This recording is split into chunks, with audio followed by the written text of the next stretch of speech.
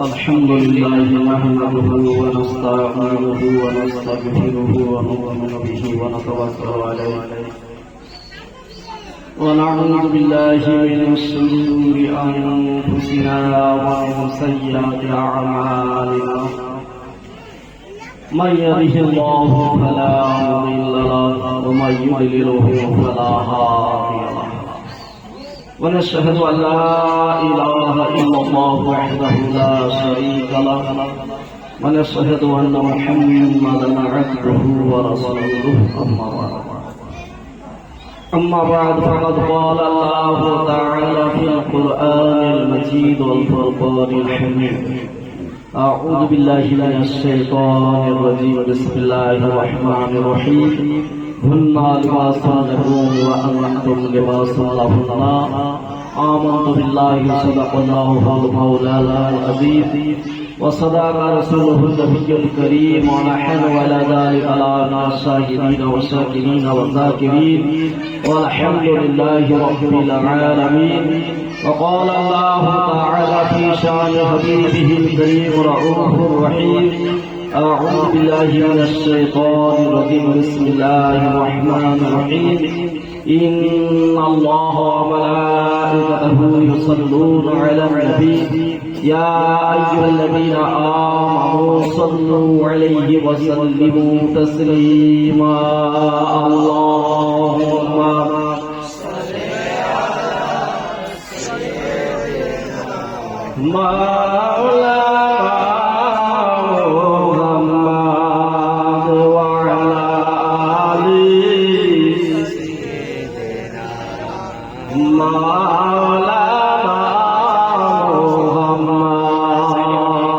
صل على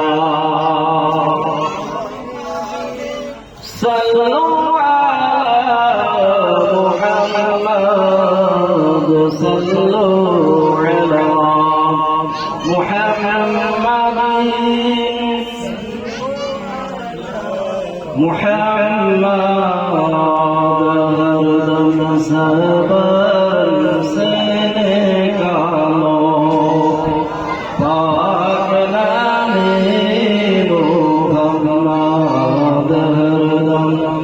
ज़बान से निकालो शफीअना मुहम्मद सल्लल्लाहु अलैहि वसल्लम।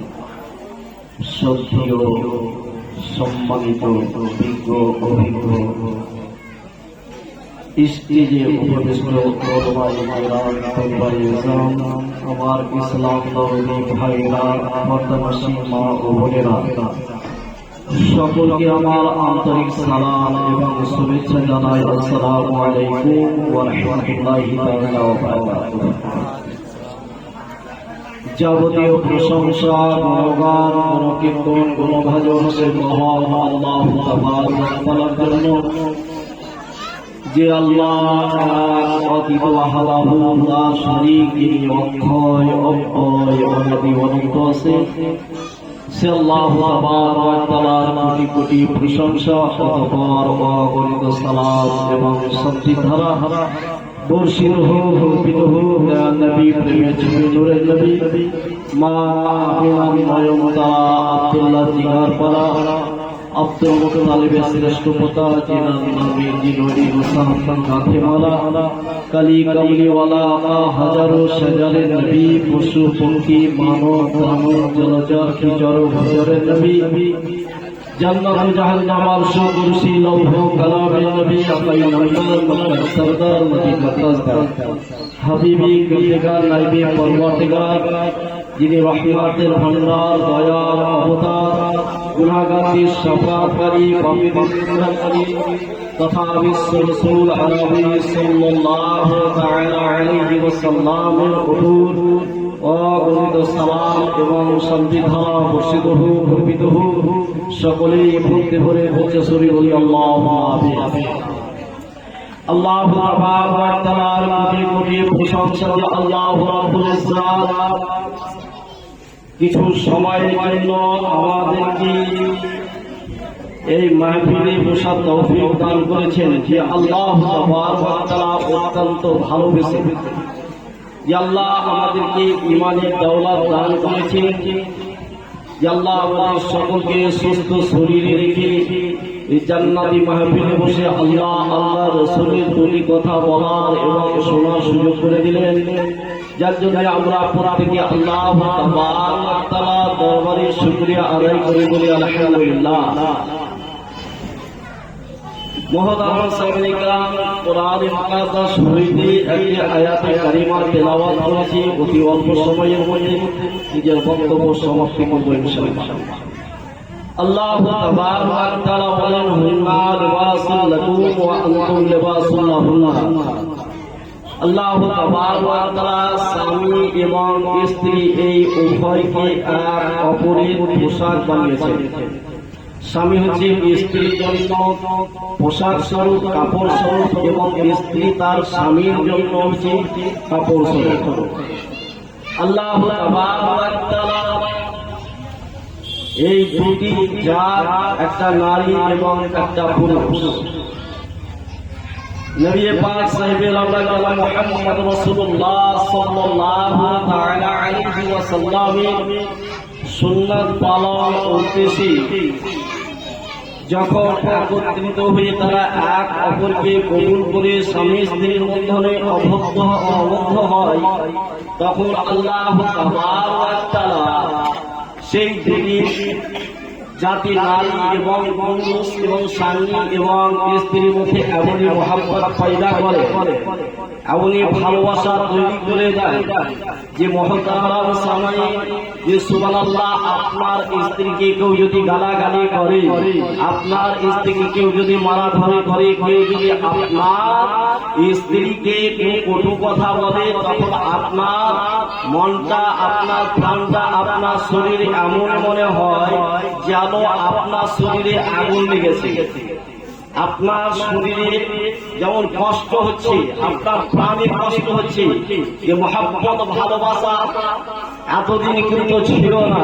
কতদিন আপনি রাস্তায় চলেছেন, পথে ঘাটে চলেছেন, ট্রেন বাসে যাওয়া আসা করেছেন, কত কত সুন্দর মেয়েদের সঙ্গে আপনার দেখা হয়েছে, কিন্তু কোন দিন থেকে মহব্বত হয়নি। কারণ নবী পাক সাল্লাল্লাহু তাআলা আলাইহি ওয়াসাল্লামের মহব্বতে সুবহানাল্লাহ এই দুটি জাতি যখন অপরকে কবুল করে নিয়েছে, আল্লাহ তাবারক ওয়া তাআলা এই দুটি জাতির মধ্যে এমনই মহব্বত সৃষ্টি করেছে যে সুবহানাল্লাহ অপরের প্রাণ হয়ে গেছে। যার জন্য আল্লাহ তাবারক ওয়া তাআলা বলেন, হুন্না লিবাসুল লাকুম ওয়া আনতুম লিবাসুল লাহুন্না। তোমরা অপরের জন্য পোশাক কাপড়ের মতো হয়ে যাও। যেমন কাপড়কে সুবহানাল্লাহ, কাপড়ের মধ্যে আমরা কিছু গুণাগুণ দেখতে পাই, কিছু মর্যাদা সম্মান দেখতে পাই। যে মুআজ্জাজ সাহাবায়ে কেরাম, যখন যদি আমাদের শরীরে কাপড় যদি না থাকে, তো মুহতারাম সাহাবায়ে কেরাম আমরা কত অসভ্য দেখতে পাই। মানুষের শরীরে যদি কাপড় না থাকতো, তাহলে মানুষকে দেখতে কি ভালো লাগতো? ভালো লাগতো না। মুহতারাম সাহাবায়ে সুবহানাল্লাহ, এদিকে আবার লক্ষ্য করে দেখুন, এক নম্বর কাপড়ের কাজ হচ্ছে মানুষের ইজ্জতকে ঢেকে রাখা। মানুষের ইজ্জত যদি ঢেকে রয়েছে তার নাম হচ্ছে কাপড়। এই কাপড় কখনো আপনাকে শীত থেকে বাঁচায়, এই কাপড়ে কখনো আপনাকে রোগ থেকে বাঁচায়, এই কাপড়ে কখনো আপনাকে পানি থেকে বাঁচায়। বর্ষার দিনে আমরা যে ছাতা ব্যবহার করি সেটাও তো কাপড়। মুহতারাম সামিঈন کرام, শীতের দিনে আমরা যে পোশাকগুলা পরি সেটা তো কাপড়। তাহলে মুআজ্জাজ সাহাবায়ে কেরাম বুঝা গেল যে একটা কাপড়ের মধ্যে আল্লাহ তাবারক ওয়া তাআলা ফুল ভরে দিয়েছে, মর্যাদা ভরে দিয়েছে। যে সুবহানাল্লাহ, যে এই কাপড়কে দুনিয়ার মানুষ জিনিস থাকা সত্ত্বেও আল্লাহর হাবিব কায়দার মেরা গেল মুহাম্মদ রাসূলুল্লাহ সাল্লাল্লাহু আলাইহি ওয়াসাল্লাম স্বামী স্ত্রীর সম্পর্কটাকে মধুর করে দিয়েছে। মুহতারাম সাহাবায়ে কেরাম, যদি আমরা আসি তাহলে বুঝতে পারবো যে সুবহানাল্লাহ, যারা নবীর প্রেমে, যারা নবীর আশিক, সুবহানাল্লাহ, তারা এরকমই সুবহানাল্লাহ স্বামী স্ত্রীর সম্পর্ক হয়। আবু তালহা একজন গরীব সাহাবী ছিলেন। আবু তালহা একজন গরিব সাহাবী, যতক্ষণে কাজকর্ম করেন ততক্ষণে তার সংসার চলে। এরকম তার পরিস্থিতি, পরিবার, বাড়িতে 8টি সন্তান। সেই সন্তানটা এত অসুস্থ যে সকালবেলায় কাজে না গেলে তাদের বাড়িতে হাড়িয়া চাপবে না, খাবার কিছু হবে না। কিন্তু আশ্চর্যের বিষয় এটাই, মুআজ্জাজ সাহাবায়ে কেরাম যখন তিনি সকালবেলায় কাজের সময় মহানি বাড়ি থেকে বাহির হচ্ছেন, দেখছেন ছেলেটার শ্বাস খুব জোরে জোরে চলছে, জোরে জোরে চলছে। অর্থাৎ মানুষ যখন মৃত্যু মুখে পতিত হয়, মানুষ নিতে থাকে। মুহতারাম সাহাবায়ে কেরাম সকালবেলায় কাজের সন্ধানে তিনি বেরিয়ে গেলেন। আর এদিকে কিছুক্ষণ পর তারই ঘরে একটি সন্তান, সেই সন্তানটা মুহতারাম সাহাবায়ে কেরাম ইন্তেকাল করে। স্বামী স্ত্রীর সম্পর্ক কেমন হওয়া উচিত? এই সাহাবীর কথা থেকে, তাদের পরিবারের মানে আলোচনা থেকে আপনি বুঝতে পারবেন যে স্বামী স্ত্রী কতটা মধুর হওয়া দরকার। বাচ্চাটা ইন্তেকাল করলো, পাড়া প্রতিবেশী, খালা, মা, চাচি, বোন যারা আছে সকলকে ডাকলেন, ওগো আমার বাচ্চাটা মারা গেছে। স্বামী আমার খুব কমজোর দিলের মানুষ, যদি এই বাচ্চাটির মরণের খবর পেয়ে যায় আরো ক্লান্ত হয়ে যাবে, ভেঙে পড়বে। কাজে তোমরা আমার স্বামী যখন বাড়িতে আসবে, কেউ আমার স্বামীকে বাচ্চাটির মরার খবর দেবে না। আমি যথা সময় ঠিক সময় মতো আমার স্বামীকে বুঝিয়ে আমি বলবো। মুহতারাম সাহাবায়ে কেরাম সুবহানাল্লাহ এই বলে তিনি বাচ্চাটাকে বললেন যে একটা আলাদা ঘরের মধ্যে কাপড়ে ঢেকে রেখে দিয়েছে। আবু তালহা রাদিয়াল্লাহু তাআলা আসলেন কোন সময়, যখন এসব নামাজ সময় হয়ে গেছে। মুহতারাম সাহাবায়ে কেরাম তিনি বাড়িতে ঢোকার পূর্বে, এটা হচ্ছে ইসলামের নীতি, তিনি সালাম করছেন, আসসালামু আলাইকুম ওয়া রাহমাতুল্লাহি তাআলা ওয়া বারাকাতুহু। স্ত্রী দরজা খুলে দিলেন, উম্মে সুলাইম রাদিয়াল্লাহু তাআলা আনহা তিনি দরজা খুলে দিয়েছেন, ওয়া আলাইকুম আসসালাম ওয়া রাহমাতুল্লাহি তাআলা ওয়া বারাকাতুহু। বাচ্চার কথা জিজ্ঞাসা করেছেন আবু তালহা যে আমার বিবি বলো বাচ্চাটা কেমন আছে? মুহতারাম সাহাবায়ে কেরাম উম্মে সুলাইম রাদিয়াল্লাহু তাআলা আনহা তিনার স্বামীকে মিথ্যাও বলছেন না, কিন্তু মুহতারাম সাহাবায়ে কেরাম তিনি পরিষ্কার ভাবে তাকে বলছেন না। তিনি আরোটাই বললেন যে বাচ্চার শ্বাস থেমে গেছে। আবু তালহা মনে মনে চিন্তা করলেন যে হয়তো বাচ্চাটা যে জোরে জোরে নিঃশ্বাস করছিল তার মধ্যে কিছু কমতি হয়েছে। বলছেন স্বামী গো, এশার নামাজের সময় হয়ে গেছে, ওযু করার জন্য পানি ব্যবস্থা করে দিলেন, আপনি ওযু করুন, আমি আপনার জন্য খাবার তৈরি করছি। মুহতারাম সাহাবায়ে কেরাম আবু তালহা ওযু করে নামাজ পড়লেন। উম্মে সুলাইম রাদিয়াল্লাহু তাআলা আনহা স্বামীর জন্য রুটি খাবার তৈরি করলেন, আর স্বামীকে খাওয়াতে প্রাণ ভরে সেই দিন মুআজ্জাজ সাহাবায়ে কেরাম উম্মে সুলাইম রাদিয়াল্লাহু তাআলা আনহা এমন ভাবে সিজদার করেছেন, এমন ভাবে সুসজ্জিত হয়েছে যে মুআজ্জাজ সাহাবায়ে কেরাম মনে হচ্ছে যে নতুন বউ যেমন স্বামীর বাড়ি বিবাহ করে স্বামী নিয়ে যায়, যে সুন্দর ভাবে সুসজ্জিত থাকে সেই ভাবে সুসজ্জিত হয়ে আছে। কাজেই মুআজ্জাজ সাহাবায়ে কেরাম আবু তালহা যখন স্ত্রীকে সুসজ্জিত মানে সুন্দর রূপে দেখলেন, মনের খাইয়ে জাগলে স্ত্রী তা পূর্ণ করলেন। ফরজ সেবার পরে একটা কথা বলছেন, স্বামী গো আপনাকে একটা মশলা জিজ্ঞাসা করবো? বলে পাগলি কোথাকার, আমাকে জিজ্ঞাসা করবি না তো কার কাছে জিজ্ঞাসা করবি? তোর মশলা কি বল? বলে কেউ যদি আমানত স্বরূপ আমাদের কাছে টাকা পয়সা রেখে যায় তাহলে আমাদের কর্তব্যটা কি হবে?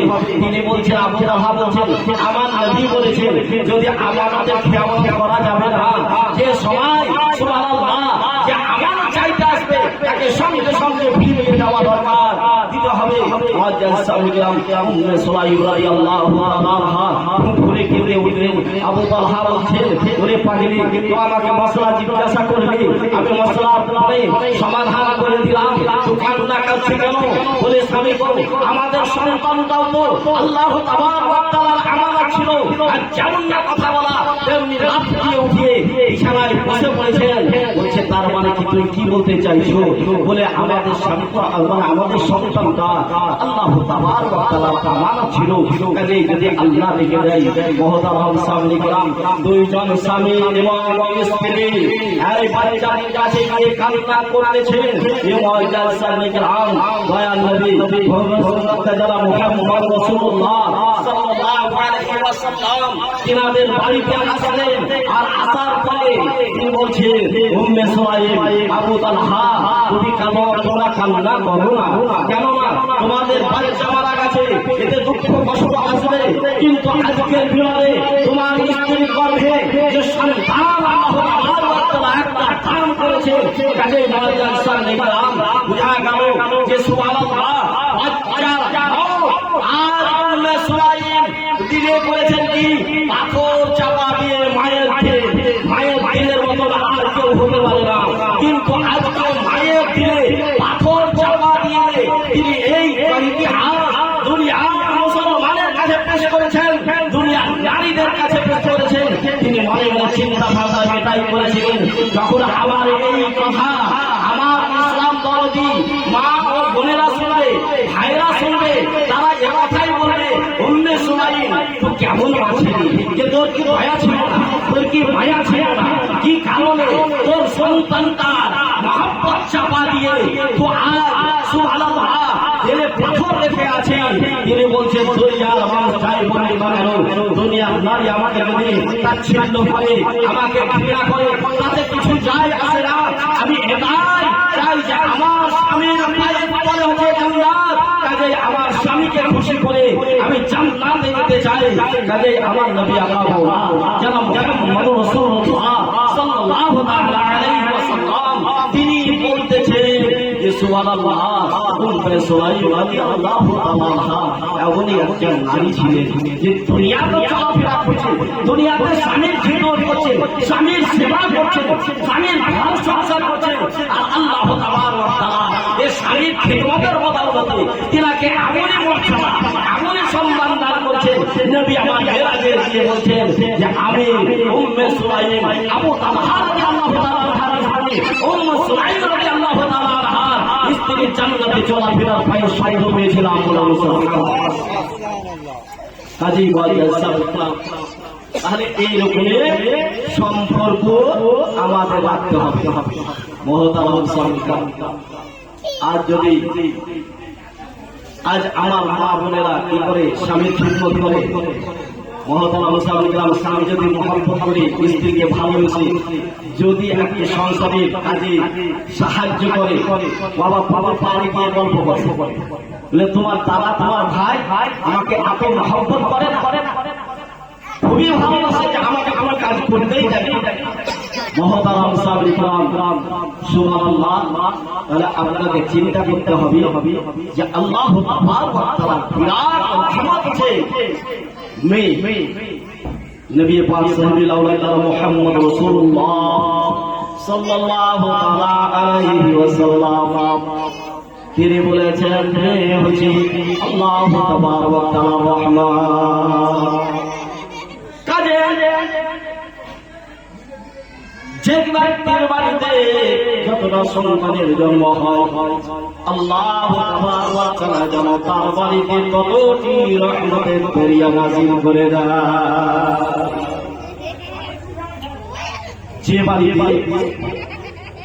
যে বাড়িতে যতটি মেয়ের জন্ম হয়, আল্লাহ তাবারক ওয়া তাআলা তার বাড়িতে ততটি রহমতের দরিয়া জারি করে দেয়। নবী পাক এই কথা বললেন, যার বাড়িতে যেটা বেটার জন্ম হবে তার বাড়িতে রহমতের দরিয়া চালু হয়ে যায়, এ কথা নবী বলছেন না, বরঞ্চ মেয়ের কথা বলছেন যে বাড়িতে যতটা মেয়ের জন্ম হবে ওই বাড়িতে ততটি রহমতের দরিয়া নাজিল হয়ে যাবে। মুহতারাম সাহাবায়ে কিরাম, যদি এবার বেটারা বাপেরা এই দুঃখ করে, বেটার মা যদি এই দুঃখ করে, আমার বাড়িতে সুবহানাল্লাহ কোন মেয়ে সন্তান জন্ম হয়নি, যেমন আমরা জানি যে হাফিজ কাজের সিংহের বাড়িতে তার বোন বলতে নাই, শুধু 6 ভাই, শুধুই বেটায় বেটা, তাহলে তার বাড়ি থেকে রহমতের দরিয়া চলবে না, নাজিল হবে না। আমার নবী কাউকে মায়ুস করেননি, বলছে তুমি দুঃখ করো না, তোমার বাড়িতে যদি মেয়ের জন্ম হয়ে থাকে, তোমার বেটা জন্ম হয়েছে তাতে কি হয়েছে, কিন্তু ওই বেটার বিয়ে দিয়ে যখন তুমি বউ করে তোমার বাড়িতে নিয়ে আসবে, তো সুবহানাল্লাহ বাপের বাড়িতে যে রহমতের দরিয়া চলেছিল স্বামীর বাড়িতে সেই দরিয়া চালু হয়ে যাবে, স্বামীর বাড়িতে সেই দরিয়া চালু হয়ে যাবে। কাজে মুআজ্জাজ সাহাবায়ে কিরাম, একজন ব্যক্তি রাত্রিবেলায় স্বপ্ন দেখলে, কিসে স্বপ্ন দেখলে, যে স্বপ্ন এটাই যে তার বাড়িতে যেন 5টি রহমতের দরিয়া নাজিল ছিল, চলতেছিল, হঠাৎ যেন চলতে চলতে একদম বন্ধ হয়ে গেল, শুকিয়ে গেল। আর তার খবররা সকালবেলায় ফজরের আজান শোনার পরে মসজিদে গিয়ে নামাজ আদায় করে ইমাম সাহেবকে জিজ্ঞাসা করছেন, ইমাম সাহেব আজ একটা আমি আশ্চর্যজনক স্বপ্ন দেখলাম। বলে কি স্বপ্ন দেখেছেন? আমার বাড়িতে 5টি রহমতের দরিয়া চলতেছিল, কিন্তু হঠাৎ যেন একটা শুকিয়ে গেল। তিনি বলছেন যে এর তাবির কি হতে পারে, এর স্বপ্নের ফায়সালা কি হতে পারে? ইমাম সাহেব বলছেন, বলে আপনার বাড়িতে কি আপনি কি 5টা মেয়ের পিতা? বলছে হ্যাঁ, আমার 5টি মেয়ে। বলে বড় মেয়ের কি বিয়ে দিয়েছেন না জানলে? বলে বিয়ে দিয়ে দিয়েছি। বলে সে এখন কোথায় থাকে? বলে স্বামীর বাড়ি। ইমাম সাহেব বলছেন, আমার নবী বলেছেন যে সুবহানাল্লাহ, যখন মেয়ে বাপের বাড়ি থেকে বিবাহ করে স্বামীর ঘরে চলে যায়, তো সেই স্বামীর ঘরে তার রহমতের দরিয়া জারি হয়ে যায়। কাজে মুআজ্জাজ সাহাবায়ে কিরাম, সেদিকে লক্ষ্য আমাদের অবশ্যই রাখতে হবে। আর একটি ঘটনা বলে আমি বক্তব্য সমাপ্তি করব। ছোট করে আমি দরুদের নাজরানা পড়ব, তারপরে সভা আরো এখানকার কাজী সাহেবের বন্ধু বান্ধব মাওলানা সাহেবরা রয়েছেন, তহবিল সাহেবরা রয়েছেন, তারা কিছু অবশ্যই রাখবে। ছোট্ট করে একবার দরুদের নাজরানা পাঠ করব, মুমিসরা একটা নাতের সুন্নাত করে বক্তব্য সমাপ্তি করব। আল্লাহুম্মা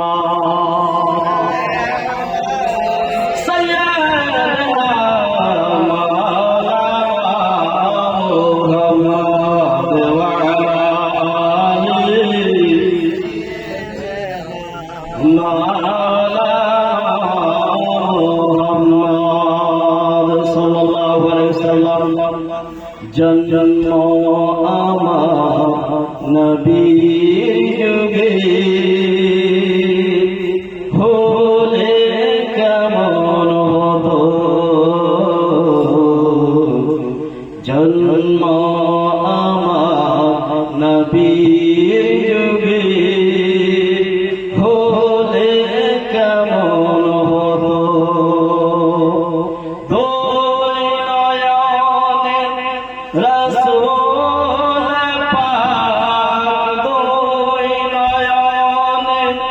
রসূল পাক দেখিলে কেমন হতো,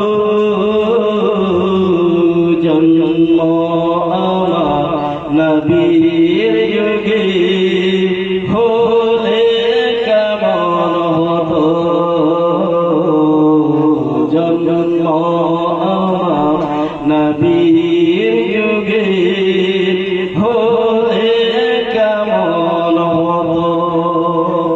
আস্ত ভেসে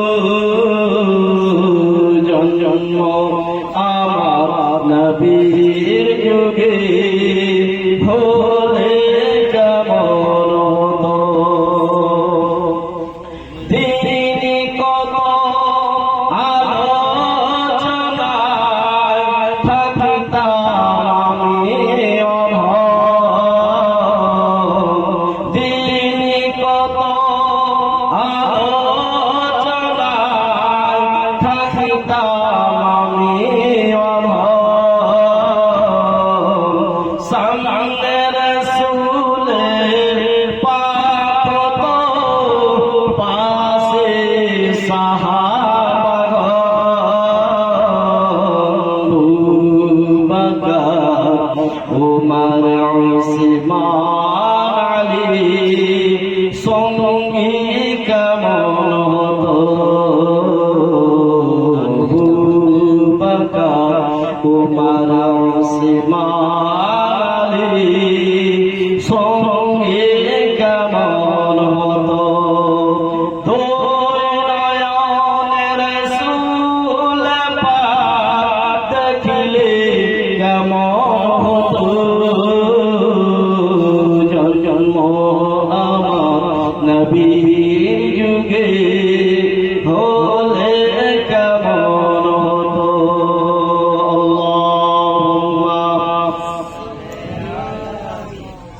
سيدنا مولانا محمد وعلى آله سيدنا مولانا محمد صلوا على محمد صلوا على محمد صلوا على محمد صلوا على محمد